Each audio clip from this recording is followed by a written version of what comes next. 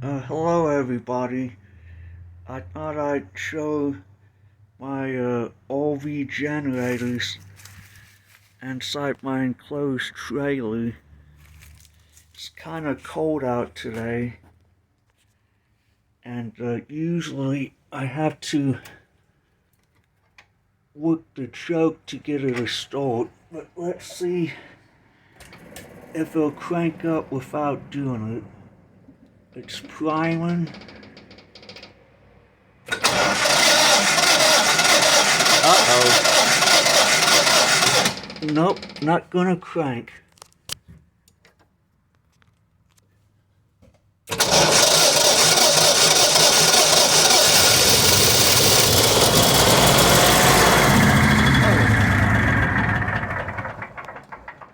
Sometimes it does that. Probably because it's cold. There's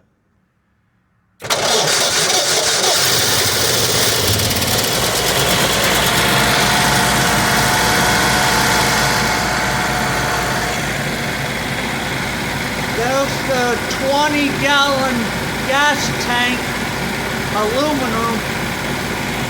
There's the gas line with a T for the Quite Pack. Let's say, oh come on. Gotta be kidding me. Must be cold. I've got the tank full of gas.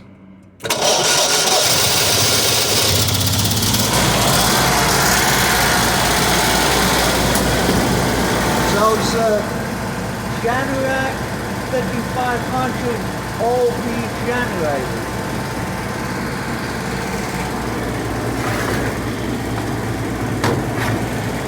I also have a Generac RV generator Quite Pack 40.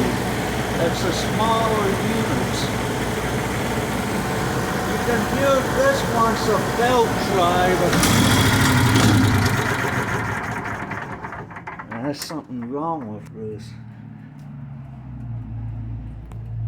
Come on.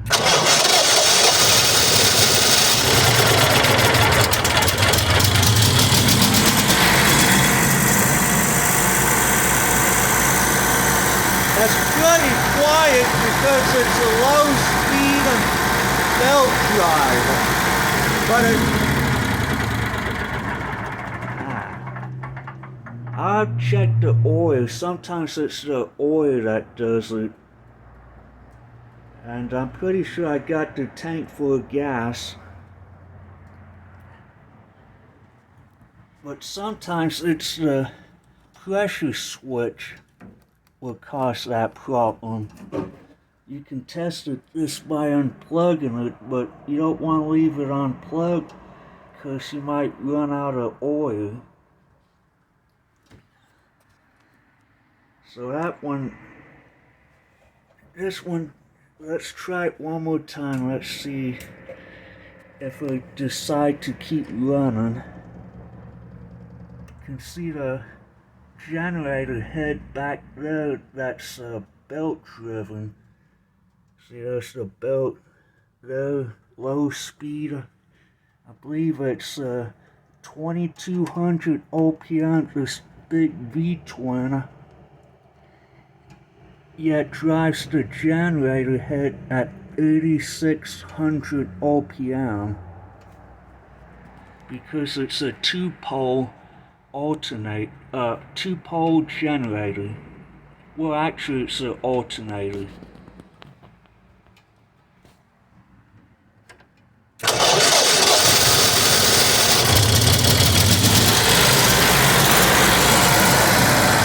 Hopefully I'll keep running now.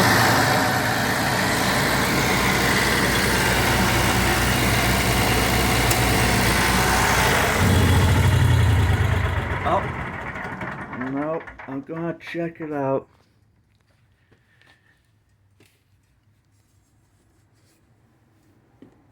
But there's my breaker box that I switch my two ACs on.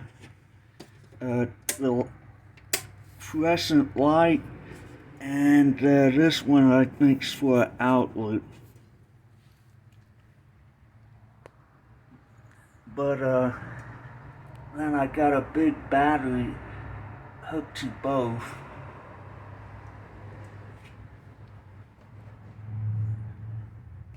Now this Quite Pack 40 usually don't give me any trouble, so let's see if it'll crank.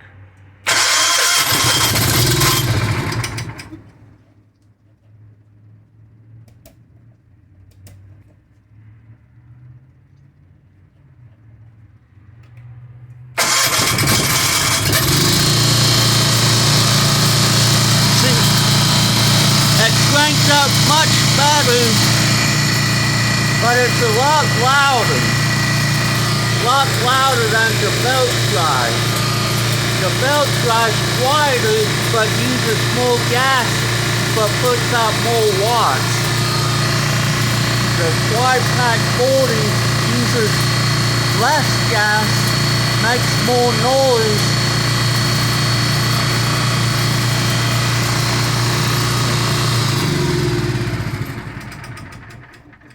The Quite Pack 40 makes more noise, uses less gas, and apparently it cranks up much better.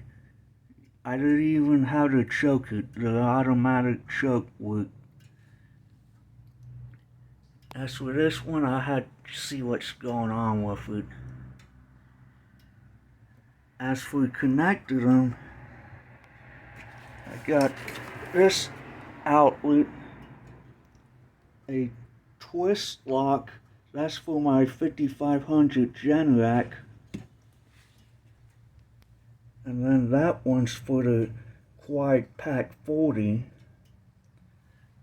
You're probably wondering, why would somebody have two RV generators in the trailer? Well, I don't know, this seems like a good idea, because I can run the big 5500 to run 2 window units, whereas this one I only run 1 window unit. So this one that uses less gas, I can run it overnight with one AC, because you don't need both ACs at night, and use less gas. If you run this one, you're gonna use more gas. I think it's close to 1 gallon an hour, whereas this is like maybe a half a gallon an hour, so it's much better. And being inside the trailer, you don't really hear it anyway, so being louder, that don't really matter.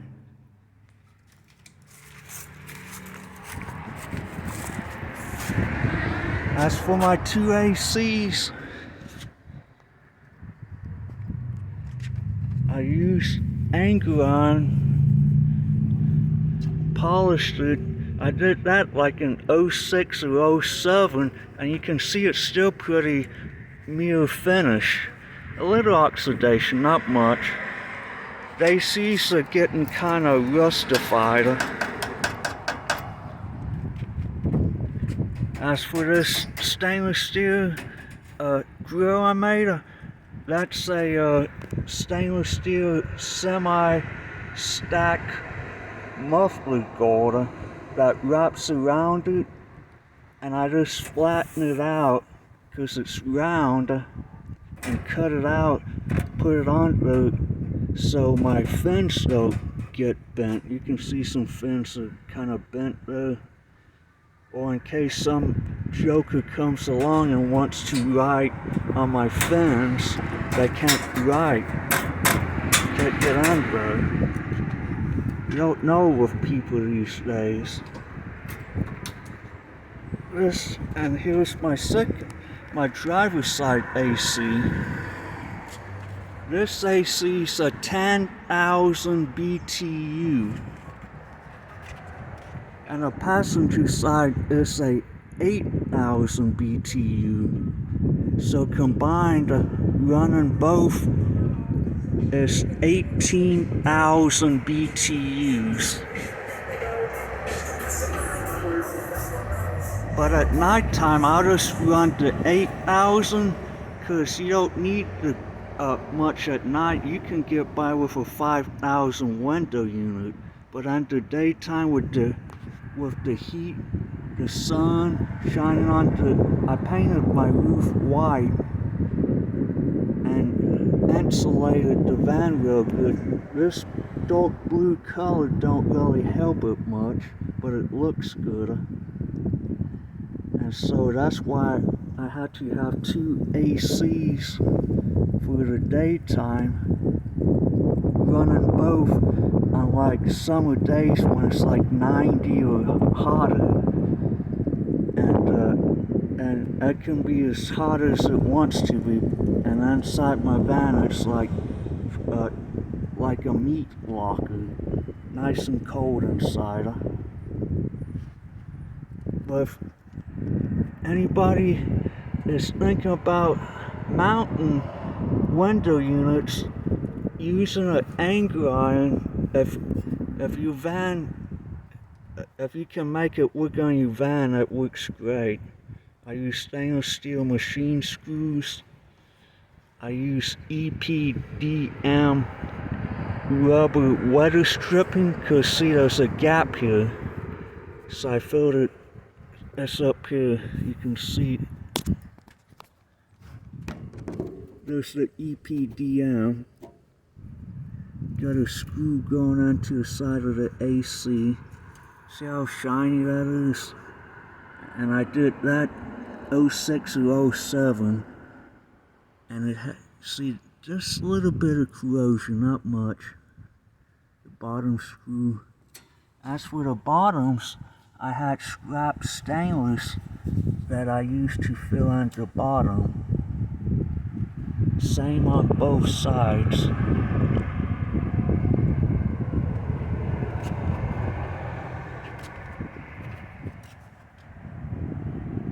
But this, I've only seen one guy in a Dodge van with 2 window units in the back, but I could tell those small BTUs, so I've still got them beat. So I got 2 ACs, high BTU ACs, when most people just have one for like camping at night. One 5,000 will do the job. But me, I can run, my dash ACs broke, the compressor clutch broke, so I need a new compressor. But now I've been just running my 2 ACs with the 5500 Generac generator, and it keeps it nice and cold. It's a different type of cold than the van AC. It's more like a house cold, more even. It's not like this blowing cold air on you. It's a more even cooling that fills the whole van up.